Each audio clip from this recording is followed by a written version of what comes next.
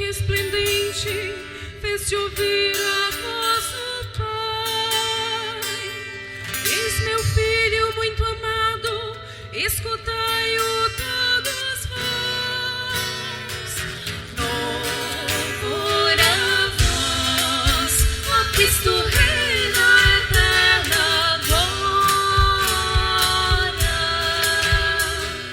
Louvor a vós, ó Cristo Rei da eterna glória.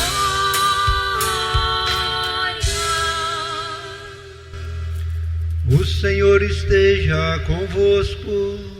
Ele está no meio de nós. Proclamação do Evangelho de Jesus Cristo segundo Mateus. Glória a vós, Senhor.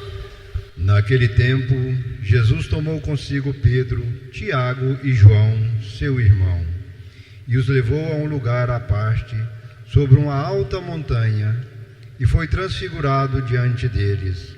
O seu rosto brilhou como o sol, e suas roupas ficaram brancas como a luz. Nisto apareceram-lhe Moisés e Elias, conversando com Jesus. Então Pedro tomou a palavra e disse: Senhor, é bom ficarmos aqui. Se queres, vou fazer aqui 3 tendas, uma para ti, outra para Moisés e outra para Elias.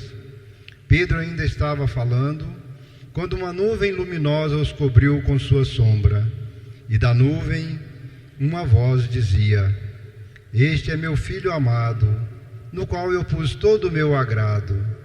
Escutai-o. Quando ouviram isto, os discípulos ficaram muito assustados e caíram com o rosto em terra. Jesus aproximou-se, tocou neles e disse: Levantai-vos e não tenhais medo. Os discípulos ergueram os olhos e não viram mais ninguém, a não ser somente Jesus. Quando desciam da montanha, Jesus ordenou-lhes: Não conteis a ninguém esta visão, até que o Filho do Homem tenha ressuscitado dos mortos. Palavra da salvação. Glória a vós, Senhor. Sobre nós venha, Senhor, a vossa graça, venha a vossa salvação. Caríssimos irmãos e irmãs, celebramos hoje a liturgia do 2º domingo da Quaresma.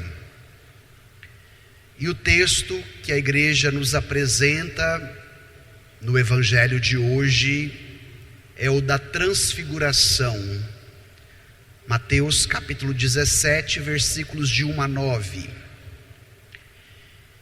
E existe uma pedagogia litúrgica orientada pela força da palavra nos 2 primeiros domingos da Quaresma. Quem veio à missa do domingo passado se lembra qual foi o evangelho? Qual foi o evangelho de domingo passado? As tentações de Jesus no deserto. Elas evocam o acontecimento da paixão, da morte de Jesus. E no evangelho de hoje, a transfiguração, que remete à ressurreição de Jesus. Os discípulos, ao verem o que Jesus viveria em Jerusalém, não poderia entender a cruz como derrota, como fim, mas deveria entender que Jesus iria além da cruz e chegaria à ressurreição. E no evangelho de hoje, nós somos convidados a um caminho com a palavra, aonde Jesus possa tocar 2 dos nossos sentidos.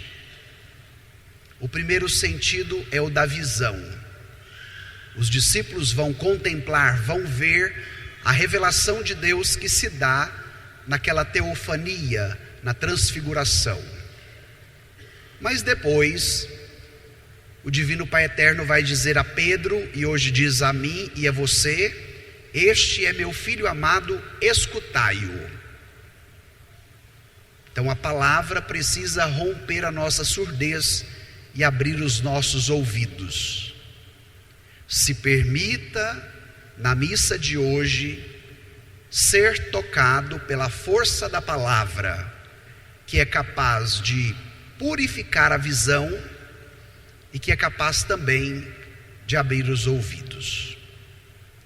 O texto de hoje tem uma densidade teológica muito profunda. Eu teria conteúdo para falar para vocês aqui muito tempo, mas o nosso tempo não nos permite. Então eu quero trazer algumas ideias principais da leitura bíblica, para que ela também possa ser fonte de luz para iluminar a nossa realidade. Se você tem o folheto em mãos, eu te convido a tomar os versículos 1, 2 e 3 do Evangelho de hoje, a primeira parte do texto. Mateus 17, versículos 1, 2 e 3. Encontraram? Vamos ler juntos? Naquele tempo, Jesus tomou consigo Pedro, Tiago e João, seu irmão, e os levou a um lugar à parte, sobre uma alta montanha, e foi transfigurado diante deles. O seu rosto brilhou como o sol, e as suas roupas ficaram brancas como a luz. Nisso apareceram-lhes Moisés e Elias conversando com Jesus. A iniciativa é de Jesus. Ele toma consigo Pedro, Tiago e João. O grupo era dos 12, mas Jesus não leva 12, Jesus leva 3. Por quê? Nem todos tinham a capacidade de assimilar o que iria acontecer no monte. Ontem na Lécio Divina, quando nós estávamos nesta parte, eu citei um exemplo bem comum do cotidiano. Muitos de vocês são pais, mães, têm 2, 3, 4 filhos, mas mesmo saindo da barriga da mesma mãe, cada filho é de um jeito. Tem uns que é mais para frente, você tem que puxar. Tem outros que é mais devagar, você tem que empurrar. E nem todos têm condições de compreender tudo a todo momento. Então com Jesus e os discípulos não era diferente. Então ele toma 3, Pedro, Tiago e João, e faz o movimento de levá-los a um lugar à parte. O que isso tem a nos ensinar? Jesus cria com estes 3 um espaço, um ambiente de intimidade. E por que era necessário esse ambiente de intimidade? Porque a transfiguração é revelação da essência de Deus. E aqui já vem o ensinamento prático do Evangelho. Para que nós façamos uma experiência concreta e íntima com Deus, no qual Ele nos seja revelado e nós somos capazes de conhecê-lo, é necessário esse espaço de intimidade. Não permita com que a sua correria, com que os condicionamentos, os barulhos que nos assaltam a todo momento, a agitação do nosso coração, nos prive deste momento de intimidade com o Senhor, deste recolhimento interior, deste silêncio, deste deserto interior, onde Jesus pode nos revelar quem Ele é. Depois de tomar consigo Pedro, Tiago e João, Jesus sobe para onde? Para uma montanha. Quando você visita Jerusalém, você vai no Monte Tabor, que é o lugar onde a tradição diz que Jesus transfigurou com os discípulos. E no Monte Tabor você tem uma visão belíssima, porque é um monte muito alto. E nesse momento nós precisamos entender qual é o significado da montanha na Bíblia. A montanha é considerada o lugar onde Deus se revela. Lá no Antigo Testamento, se nós tomarmos o livro do Êxodo, onde Deus se revela a Moisés? No Monte Sinai. E agora, onde Jesus vai se revelar aos discípulos? No Monte da Transfiguração. Permita nesta quaresma que você também suba a montanha com Jesus. E para que você faça esse exercício, te é necessário um movimento interior, isto é, uma subida interior. E hoje nós somos alimentados pela força da Escritura que nos convida a escutarmos o Filho amado. A palavra quer causar dois movimentos em nós.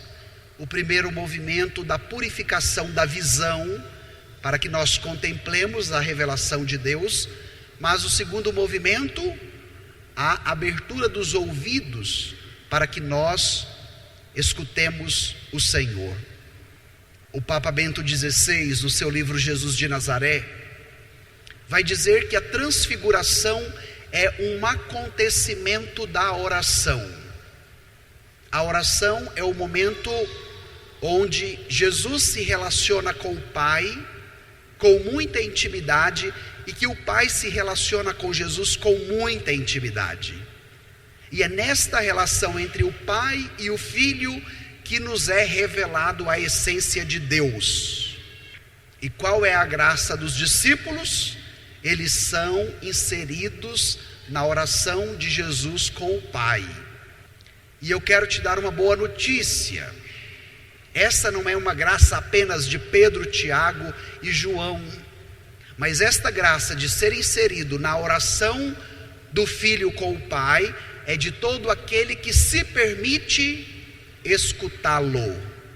Por isso, abrir os ouvidos. E naquele momento de oração com o Pai, Jesus se transfigura. A palavra transfiguração vem do grego metamorfose. O que isso quer nos dizer? Que quando Jesus transfigura diante dos discípulos, ele revela a sua essência. E de acordo com o texto, como é que Jesus ficou ao ser transfigurado? Vocês prestaram atenção? O seu rosto brilhou como o sol e as suas roupas ficaram brancas como a luz. Então, a transfiguração é externalizar a essência de Jesus, que é o que, minha gente? Luz. Quando nós estudamos geografia, aprendemos que a luz mais potente que a gente tem é a luz do sol. E o Evangelho nos diz que Jesus brilhou como o sol. Ou seja, era uma luz muito vibrante, muito radiante. Deus é luz. Por isso, ao passar pelas trevas, ao enfrentar algum tipo de escuridão na sua vida, não tenhas medo, mas se agarre em Jesus, porque Ele é a luz capaz de dissipar toda treva e escuridão. E qual era o movimento de Jesus com os discípulos? Para que de maneira antecipada eles já experimentassem a ressurreição de Jesus. O mistério que nós vamos celebrar na Páscoa, a luz que não terá fim, a luz que concede a vida a todo ser humano, e vida em abundância, vida em plenitude, a vida do ressuscitado comunicada na nossa vida. E as vestes brancas como a luz, porque remetem às vestes do batismo. O livro do Apocalipse vai dizer que as nossas vestes, para serem brancas, elas foram lavadas e alvejadas no sangue do Cordeiro. Como é que está a sua veste batismal? Aquela branca como a luz que você recebeu no dia do seu batismo. Depois disso, vão aparecer dois personagens do Antigo Testamento. Vocês se atentaram? para o texto, quais são os dois personagens do Antigo Testamento apresentados aqui conversando com Jesus? Moisés e Elias. Olha que interessante. Moisés representa a lei, os mandamentos, e Elias representa os profetas. Se você quiser uma síntese do Antigo Testamento, o que você precisa acessar? A lei, os 10 mandamentos e o anúncio dos profetas. E agora Moisés e Elias conversam com quem? Com Jesus. Bento XVI vai dizer que aqui nós temos a unidade da Escritura, porque o que foi predito pela lei e o que foi anunciado pelos profetas falava sobre quem? Sobre Jesus. E Jesus é, por excelência, a palavra do Pai. No princípio, o Verbo estava em Deus, o Verbo era Deus, e o Verbo se fez carne e habitou entre nós. Esta palavra agora é concretizada em nosso meio. E qual era o assunto da conversa entre Moisés, Elias e Jesus? A paixão. Jesus já estava preparando os discípulos para aquilo que ele tinha consciência que iria enfrentar em Jerusalém. Então Jesus não foi pego de surpresa, mas ele se permitiu, ele se entregou livremente, e Jesus queria também que os discípulos não fossem pegos de surpresa. Por isso anuncia, antes de chegar a Jerusalém, 3 vezes o que lá o esperava. Agora, no movimento da transfiguração, vem a atitude dos discípulos, principalmente de Pedro. Vamos voltar ao texto? Tomemos aí os versículos 4 e 5, onde paramos. Tome aí, versículos 4 e 5. Encontraram? Vamos ler juntos? Então Pedro tomou a palavra e disse: Senhor, é bom ficarmos aqui. Se queres, vou fazer aqui 3 tendas, uma para ti, outra para Moisés e outra para Elias. Pedro ainda estava falando quando uma luminosa os cobriu com sua sombra. E da nuvem uma voz dizia: Este é o meu filho amado, no qual eu pus todo o meu agrado. Escutai-o. Escutai-o. Grave esta palavra para a sua semana. Grave essa palavra no coração para a sua quaresma. Escutai-o. O que Pedro, Tiago e João estavam experimentando no Monte Tabor? Uma teofania, uma manifestação de Deus. E o que esta teofania gerava? Uma revelação.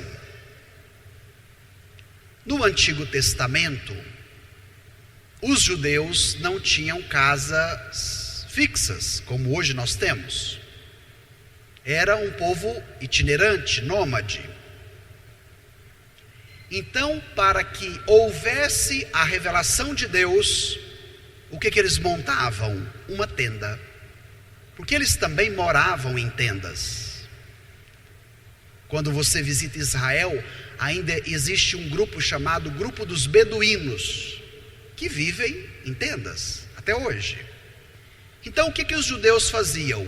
Eles levantavam uma tenda, e aquela tenda era o lugar da revelação onde Deus falava com o seu povo. Isso está muito claro no livro do Êxodo, na relação entre Deus e Moisés.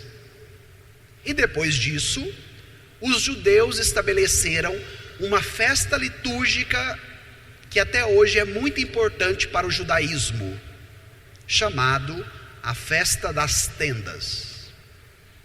Pedro era judeu. Então o que Pedro entendeu que estava acontecendo naquele momento? Uma revelação de Deus. E qual foi a tendência de Pedro? Vamos armar tendas. Mas o objetivo de Pedro também era não descer da montanha. Porque antes de subir, o que Jesus tinha anunciado para eles? Que ele ia a Jerusalém, que lá ele ia sofrer, que lá ele iria morrer e que ressuscitaria ao terceiro dia. Se agora a gente monta tenda para Jesus, para Moisés e para Elias, o que vai acontecer? Nós vamos ficar fixados aqui. Então Pedro até realça isso: Senhor, é bom ficarmos aqui. Nós não podemos correr a tentação de transformar a consolação em morada permanente, que nos traz uma certa segurança de lidar com a realidade da cruz. Era este o X da questão para Pedro. E naquele momento em que Pedro falava, além da manifestação de Jesus, nós vamos ter a manifestação do Divino Pai Eterno. Vocês observaram isso? Aparece uma nuvem. A nuvem no Antigo Testamento, quando o povo fazia a travessia pelo deserto, como Israel, a Palestina, é uma localidade geográfica muito seca, muito quente. Se não tivesse a nuvem para tampar o sol e dar sombra, o povo não conseguiria caminhar pelo deserto. Então no Antigo Testamento, o que era a nuvem? Era a Shekinah, era a presença de Deus. O povo de Israel olhava para cima, via a nuvem tampando o sol, tinha sombra para caminhar. O que eles falavam? Deus está conosco. E agora você tem a presença da nuvem, que remete a esta presença de Deus com o povo no Antigo Testamento, e da nuvem sai uma voz. Prestaram atenção o que o Divino Pai Eterno falou para Pedro, Tiago e João? O que o Divino Pai Eterno nos disse? Este é o meu Filho amado, no qual eu pus todo o meu agrado. Quem é o Filho amado do Divino Pai Eterno? Jesus. Como é que o Divino Pai Eterno nos revela Jesus no batismo? Meu Filho amado. Como é que o demônio tentou Jesus no domingo passado? Se és filho, transforme estas pedras em pães. Se és filho, pula-te daqui, que o seu pai vai mandar os seus anjos para te proteger. E agora o Pai reforça a identidade de Jesus. E da nossa parte, qual é o pedido que o Divino Pai Eterno nos faz? Escutai-o. Esse é um puxão de orelha que o Pai dá a Pedro. Porque quem estava com o microfone na mão dando palestra, gente? Pedro, falando para Jesus: é muito bom a gente ficar aqui, vamos armar 3 tendas, uma para ti, outra para Moisés, outra para Elias. E aí o que o Divino Pai Eterno fala para Pedro? Cala-te, faz silêncio, Pedro. Quem tem que falar aqui não é você, Pedro. Quem tem que falar aqui é o meu Filho amado. Como é que é na sua vida de oração a sua relação com Jesus? É um lugar onde só você fala, onde só você pede, ou é um lugar onde você se permite também escutar a voz do Filho amado? Eu vou tocar num assunto bastante delicado do nosso tempo, diante da provocação que Jesus nos faz, de não permitir com que nós armemos tendas, diante da provocação que o Divino Pai Eterno nos faz, escutar Jesus. Atualmente, nós vivemos uma crise de escuta. E a crise de escuta, ela desemboca na crise de autoridade. Não estou falando de autoritarismo, estou falando de autoridade. Existe uma diferença entre ambos. A dificuldade que os pais hoje têm de educar os filhos, porque o pai fala, a mãe fala, o avô fala, a avó fala, mas no final quem manda? A criança. E aí é o pai e a mãe que obedecem a criança, e já não mais a criança que obedece o pai e a mãe. Crise de autoridade. Porque por primeiro há a crise de escuta. Olha o desafio dos professores na sala de aula. Às vezes numa aula de 45 minutos, você gasta quase 15 minutos para pôr a meninada na ordem para começar a aula. E a aula que era de 45 vai passar de 30 minutos. Crise de escuta. Olha como nós somos condicionados a barulhos e a ruídos o tempo todo. Então eu preciso de um fone de ouvido, eu preciso ligar o som do carro, eu preciso ligar a televisão, eu preciso ligar o computador, ligar o Spotify, e assim a gente poderia citar, né? Vários exemplos deste nosso condicionamento à cultura do barulho e do ruído. Por que trazer esse dado da atualidade diante do Evangelho que hoje nos convida? Escutai o meu filho amado.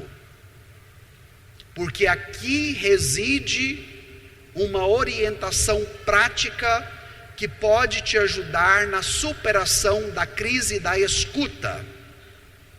Você como pai, como mãe, na educação dos seus filhos. Você como filho, filha, na relação com os seus pais.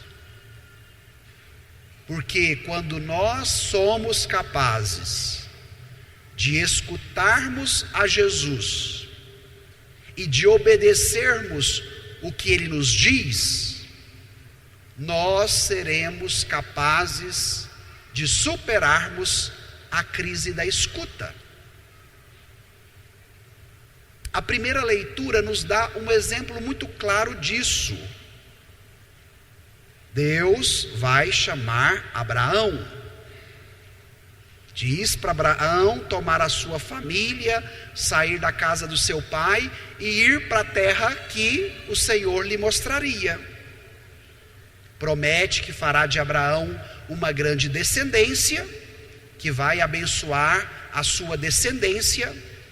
E a primeira leitura encerrou nos dizendo: Abraão partiu como o Senhor lhe havia dito. Quais foram as duas atitudes de Abraão? Escutou o Senhor e depois fez o quê? Obedeceu. Escutar e obedecer. Crise da escuta e crise da autoridade. Os dois remédios que a palavra indicam para a superação desta crise. Para superar a crise da escuta, é preciso escutar o Senhor, como Abraão escutou. Para superar a crise da obediência, é necessário obedecer a palavra que eu escutei. E aí, se a gente tem dificuldade de escutar, e se a gente tem dificuldade de obedecer, o que isso gera? Crise de escuta e crise de obediência, de autoridade. Então, conseguem perceber como o evangelho de hoje é prático? Como a palavra de Deus é uma boa nova a nos orientar? Vamos agora ao final do texto. Tomemos aí os versículos 6, 7 e 8, já no final do Evangelho. Vamos juntos? Quando ouviram isto, os discípulos ficaram muito assustados e caíram com o rosto em terra. Jesus se aproximou, tocou neles e disse: levantai-vos e não tenhais medo. os discípulos ergueram os olhos e não viram mais ninguém, a não ser somente Jesus. Paremos aqui.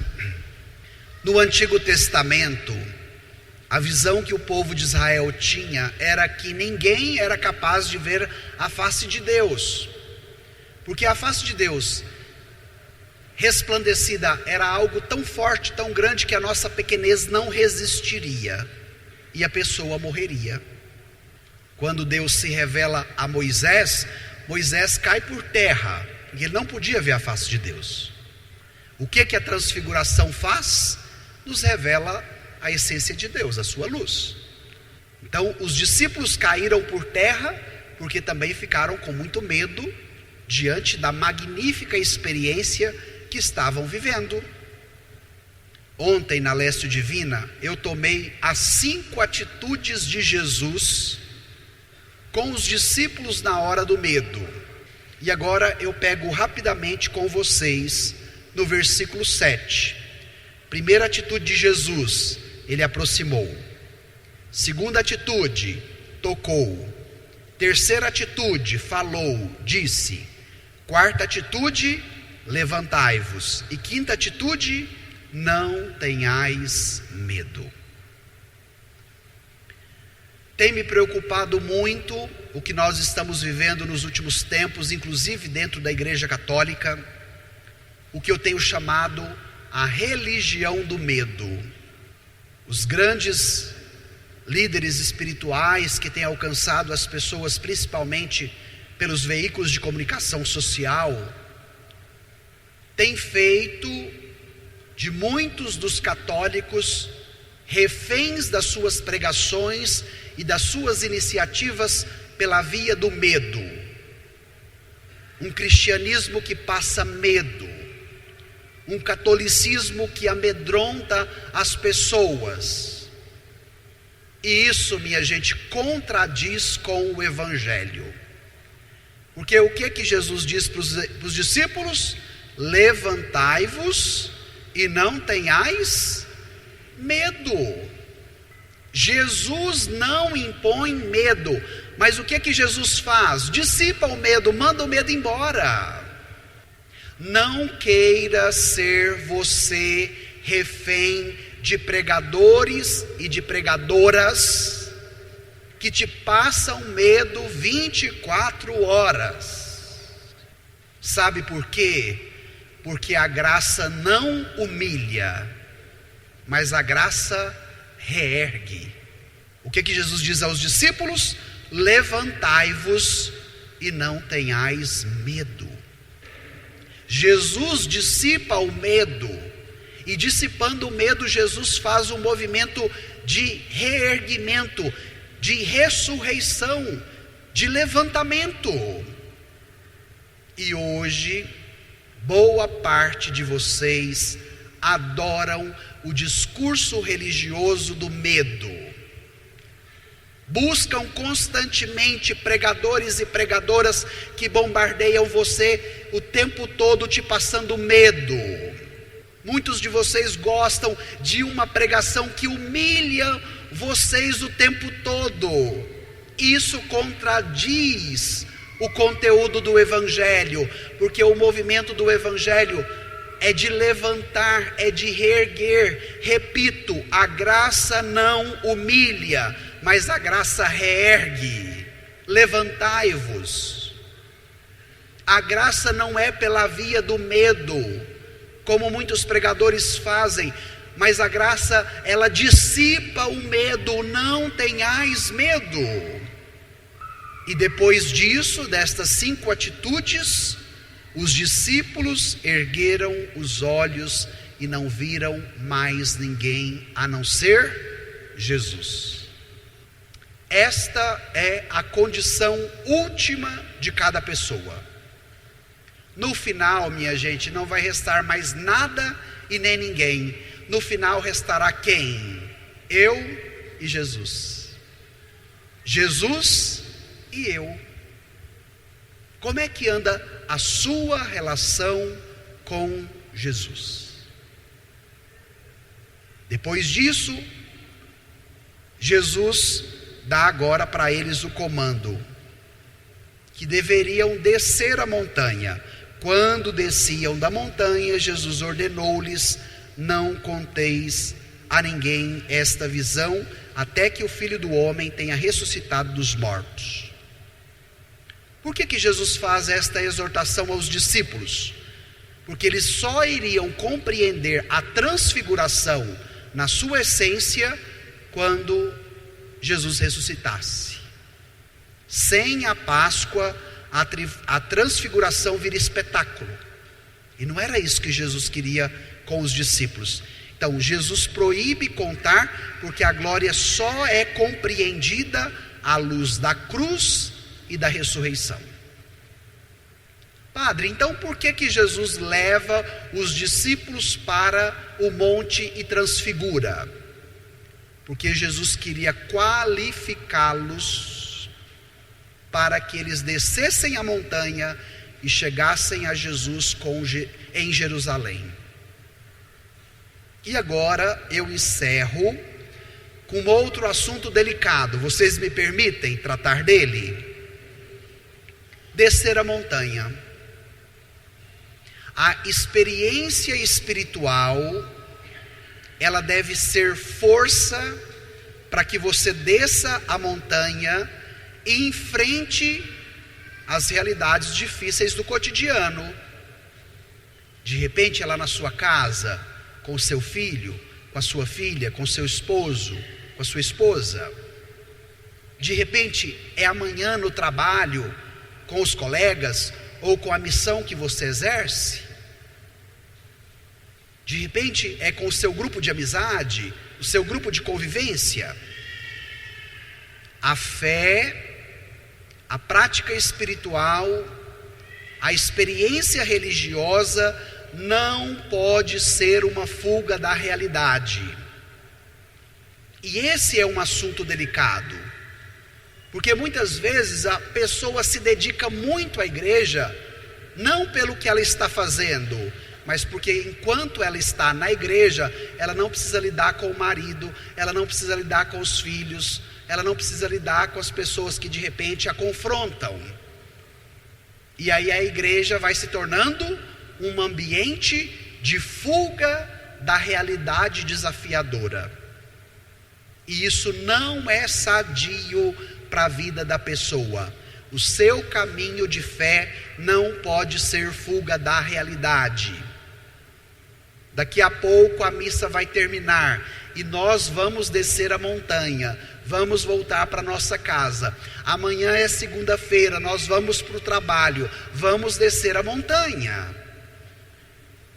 Que o que você experimenta aqui te dê a possibilidade de qualificar os ambientes onde você está inserida, e que esta experiência de fé possa ser força não para fugir do problema, mas para enfrentá-lo e para vencê-lo.